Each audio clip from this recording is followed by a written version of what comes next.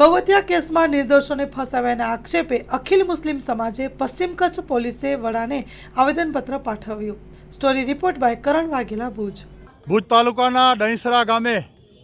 બે માલધારી સમાજના મુસ્લિમ પરિવારના બે નવયુવાનોને ખોટી રીતે ગૌ હત્યાના કેસમાં એ બિચારા પોતાની જ વાછરડીને કાપી અને ત્યાં નાખી દઈ અને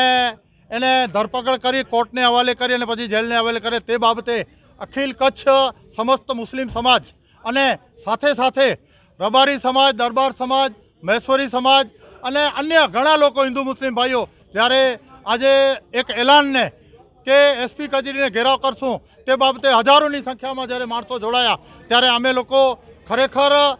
તેમનો પહેલાં આભાર માનશું કે તે લોકોના આ જજ્બાના કારણે જ આજે સત્યની જીત થઈ છે। કારણ કે અમે જે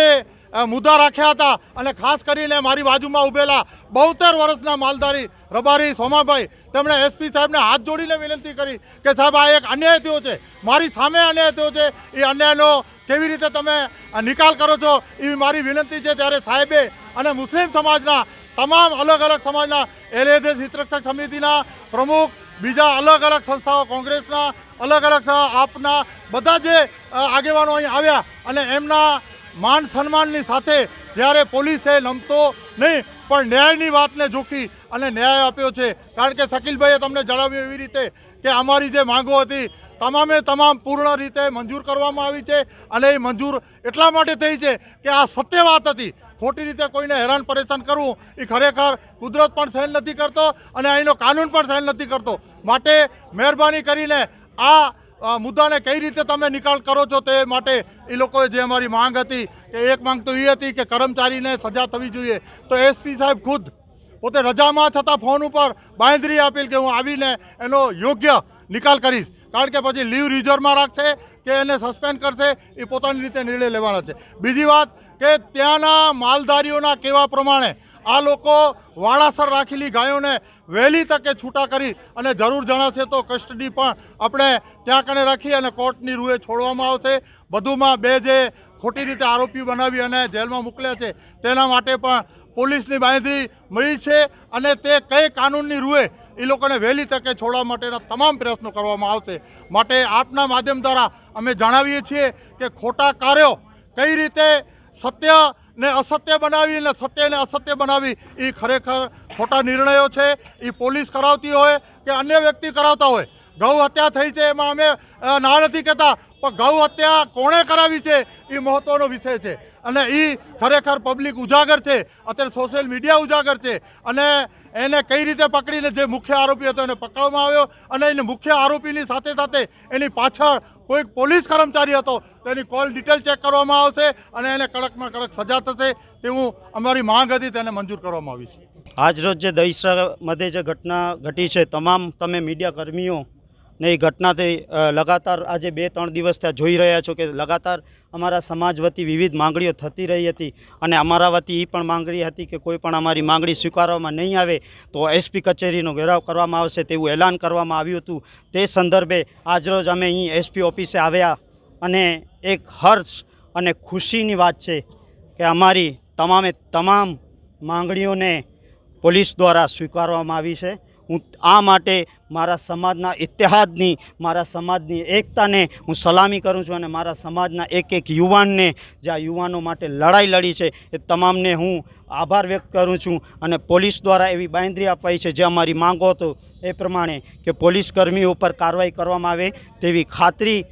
એસપી સાહેબ દ્વારા આપી છે કે 5 દિવસની અંદર કે જે પણ સમયગાળાની અંદર પૂરો કરી અને એ પોલીસકર્મીઓ ઉપર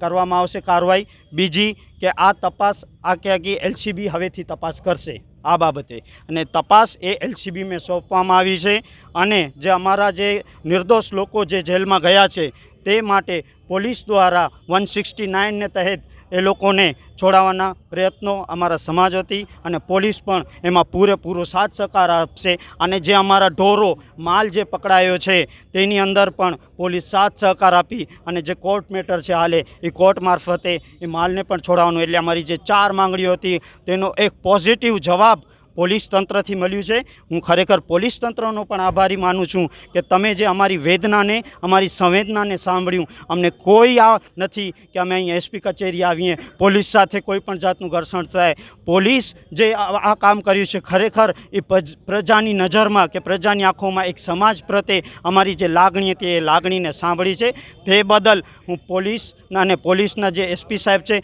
તમામનું હું આભાર વ્યક્ત કરું છું કે આપે અમારી વેદના સાંભળી, આપે અમારી જે પણ કાર્યવાહી કરવાની જે પણ અમને બાંયધરી આપી છે તે બદલ આપ સાહેબને હું ખૂબ ખૂબ આભાર કહું છું. અને દરેક સમાજ જે અમારી સાથે રહ્યો તે બદલ તમામ સમાજો, હિન્દુ સમાજના વ્યક્તિઓ, હિન્દુ સમાજના આગેવાનો, મહેશ્વરી સમાજના આગેવાનો, મુસ્લિમ સમાજના અનેક સંસ્થાઓ, અનેક જમાતો, રબારી સમાજના જે પહેલા દિવસથી આ રહ્યો અમારી જોડે અને આ આખી મેટર જે છે એને ઉજાગર કરી, તે બદલ હું રબારી સમાજને પણ ખૂબ ખૂબ આભાર કહીશ. અને જે પટેલભાઈ છે જેની વાડીમાં ચોરીનો બનાવ બન્યો હતો અને આ લોકોએ જે ઉજાગર કર્યો, હું એમને પણ દિલથી સલામ કરું છું કે તમે જે લોકોએ કાર્ય કર્યું છે એ એક કચ્છમાં કહેવાય કે કોમી એકતાની એક મિસાલ કે આપણે કોમી સોગાદને બગાડવા નથી દીધું. પણ મેં પણ એ લોકોને ખાતરી આપી છે, આ જે ભાઈઓ આવ્યા છે, કે જો એવી કોઈ ઘટના બની અને સાચા કદી કોઈ આરોપી ગૌહત્યામાં પકડાયા તો એ ચાહે મુસ્લિમ સમાજના હશે તો પણ અમે સામે ઊભા હશું, એ તમામ આરોપીઓ વિરોધ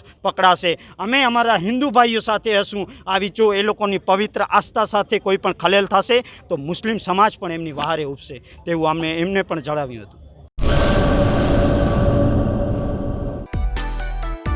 માં motor driving, safe and sure driving. Driving એ શોખ સાથે આપની મોટી જવાબદારી પણ છે. અમારા ઇન્સ્ટ્રક્ટર દ્વારા સચોટ અને સરળ માર્ગદર્શન. આપની રોજની તાલીમની માહિતી મેળવીને શું અધુરાશ છે એના ઉપર પૂરું ફોકસ કરાય છે.